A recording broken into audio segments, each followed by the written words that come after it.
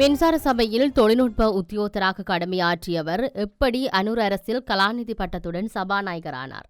இந்த விடயத்துடன் பயணிக்கின்றது இன்றைய நிஜக்கண். நாட்டில் எத்தனையோ பிரச்சனைகள் இருக்கும் நிலையில் சின்ன ஒரு விடயத்தில் கோட்டை விட்டுவிட்டார் நாட்டின் முதல் குடிமகன் அனுர. அரிசி பிரச்சனை ஒரு பக்கம், தேங்காய் பிரச்சனை ஒரு பக்கம், பாஸ்போர்ட் பிரச்சனை ஒரு பக்கம், கேஸ் பிரச்சனை ஒரு பக்கம், இதுக்கிடையில் இனப்பிரச்சனை தீர்வு பற்றிய பிரச்சனை ஒரு பக்கம், பயங்கரவாத தடை சட்டம் நீக்குவது தொடர்பில் ஒரு பிரச்சனை, நிகழ்நிலை பாதுகாப்பு சட்டம் நீக்குதல் தொடர்பில் பிரச்சனை ஒரு பக்கம், வேலையில்லா பட்டதாரிகளின் பிரச்சனை ஒரு பக்கம், அனைத்து பாதிப்புக்கு உட்பட்டவர்களின் நிவாரணம் கொடுப்பனவு பிரச்சனை, யாழ்ப்பாண மீனவர்கள் பாதிக்கப்படுவது தொடர்பான பிரச்சனை, விலங்குகளினால் பாதிக்கப்படும் விவசாயிகள் தொடர்பிலான ஒரு பிரச்சனை, மலையக மக்களின் கொடுப்பனவு மற்றும் வீட்டு திட்டம் தொடர்பான இன்னும் ஒரு பிரச்சனை. இப்படி பிரச்சனைக்கு மேல பிரச்சனைகள்ல சிக்கி தவிக்கின்றது அனுர தலைமையிலான தேசிய மக்கள் சக்தி ஜேவிபி கூட்டு அரசாங்கம். இவையெல்லாம் இருக்கும் நிலையில் கலாநிதியால் தற்போது மற்றொரு பிரச்சனை மூழ்கி தவிக்கிறது அனுர தரப்பு. இது என்னதான் பெரும்பான்மை இருந்தாலும் நியாயம் என்ற வார்த்தையை அதிகம் பயன்படுத்திய என்பிபி ஜேவிபி கூட்டு அனுர இந்த விடயத்தில் என்ன பதில் சொல்ல போகின்றது? உடனடியாக பதவி விலகி தூய்மையான ஹகத்துடன் ஆட்சி செய்கிறோம் என்று காட்டியிருக்க வேண்டும். அதனை செய்யவில்லை இந்த அனுர தரப்பு.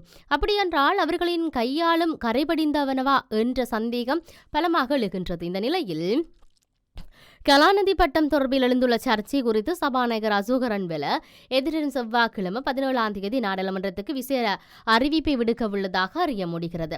நாடாளுமன்ற அமர்வு எதிர்வரும் செவ்வாய்க்கிழமை மற்றும் புதன்கிழமை ஆகிய 2 தினங்களில் கூடவிருக்குது.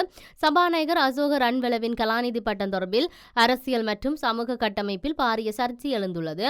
முடிந்தால் கலாநிதி பட்டத்தை பகிரங்கப்படுத்துங்கள் அல்லது பதவி விலகுங்கள் என தேர்தல்கள் ஆணைக்குழுவின் முன்னாள் தலைவர் மஹிந்த தேசப்பிரிய பகிரங்க சவால் விடுத்ததை தொடர்ந்து சபாநாயகரின் கல்வி தகமை குறித்து அனைவரும் கவனம் செலுத்தினர். சபாநாயகரின் கல்வி தகமை குறித்த சர்ச்சை தீவிரமடைந்த நிலையில் நாடாளுமன்றத்தின் உத்தியோகபூர்வ வலைத்தளத்தில் சபாநாயகரின் சுயவிவர கோவையில் இருந்து கலாநிதி பட்டம் நீக்கப்பட்டு கௌரவ சபாநாயகர் என்ற மரியாதைக்குரிய விழிப்பு மாத்திரம் சேர்க்கப்பட்டிருக்கு. சபாநாயகர் தனது கல்வி தகமையை பகிரங்கப்படுத்த வேண்டும் அல்லது பதவி விலக வேண்டும் என்று எதிர்க்கட்சிகள் குறிப்பிடுகின்ற நிலையில் சபாநாயகருக்கு எதிராக நம்பிக்கையில்லா பிரேரணை கொண்டு வருவது குறித்து பிரதான எதிர்க்கட்சியான ஐக்கிய மக்கள் சக்தி அவதானம் செலுத்தியிருக்கு.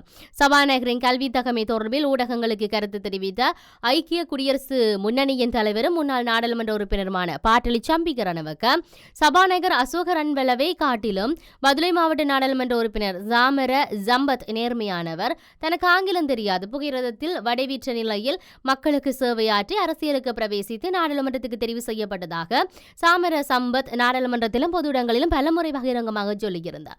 சபாநாயகர் அசோக ரன்வெல இல்லாத கலாநிதி பட்டத்தை இருப்பதாக குறிப்பிட்டுக் கொண்டு கம்பகா மாவட்டத்தில் போட்டியிட்டார். படித்தவர்களை தெரிவு செய்ய வேண்டும் என்ற நிலைப்பாட்டில் இருந்து கொண்டு மக்களை இவ்வாறானவர்கள் நாடாளுமன்றத்துக்கு தெரிவு செய்துள்ளார்கள் என்று அதிருப்தி வெளியிட்டார்.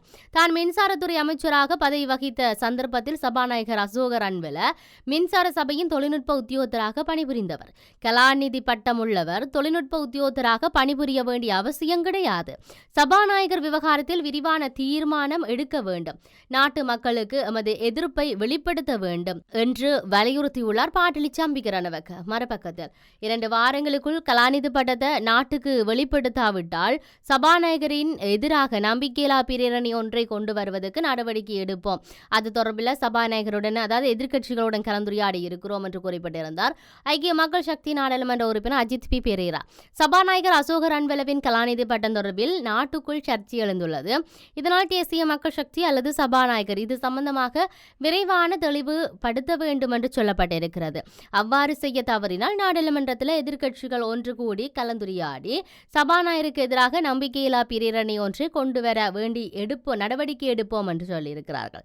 உண்மையில் சபாநாயகர் அசோக ரன்வெலவுக்கு ஏற்றுக்கொள்ள முடியுமான கலாநிதி பட்டம் இருக்குமானால் தற்போது நாட்டுக்குள் ஏற்படுத்தப்பட்டுள்ள இந்த சர்ச்சையில் எந்த பிரயோசனம் இல்லை என குறிப்பிட்டார் அஜித் பி பெரேரா.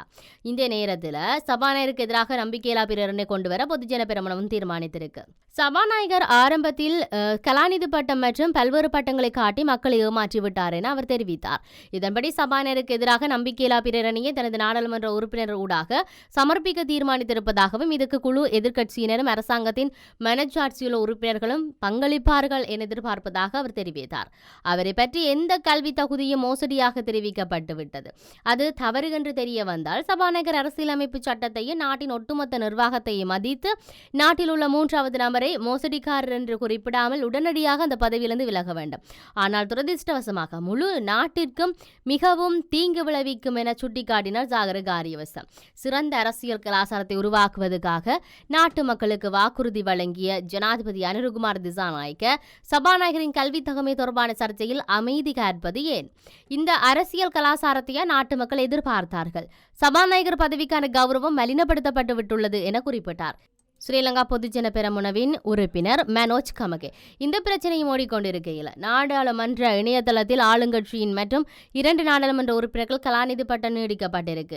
நீதியமைச்சர் கர்ஷன நாணயகரவின் பெயரில் முன்னால் எழுதப்பட்டிருந்த கலாநிதி பட்டம் தற்போது நீக்கப்பட்டிருக்கு.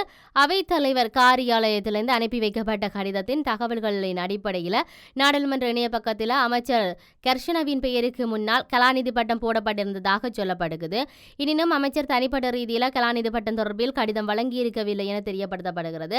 இதேவேளை நாடாளுமன்ற இணையதளத்தில் நாடாளுமன்ற உறுப்பினர் விவரங்கள் சரியான முறையில் எழுதப்பட்டிருக்கா என்பதை உறுதிப்படுத்திக் கொள்ள பூரண ஆய்வு நடத்துமாறு அதிகாரிகளுக்கு பணிப்புற விடுக்கப்பட்டிருக்கு. இதன்படி இணையதளத்தில் பிழையாக எழுதப்பட்டிருந்த சில விவரங்கள் திருத்தப்பட்டுள்ளன என தகவல்கள் வெளியாகி இருக்கு. இதேவேளை நகர அபிவிருத்தி அமைச்சர் அருண கருணாதிலகவும் தன்னுடைய பெயருக்கு முன்னால் பயன்படுத்தப்பட்ட கலாநிதி பட்டத்தை நீக்கியுள்ளதாகவும் தென்னிலங்கை ஊடகம் ஒன்று குறிப்பிட்டிருக்கு. என்ன நடக்கப் போகிறது என்பதை பொறுத்திருந்துதான் பார்க்க வேண்டும். மற்றும் ஒரு நிஜ கண் நிகழ்ச்சியில் சந்திப்போம். வணக்கம்.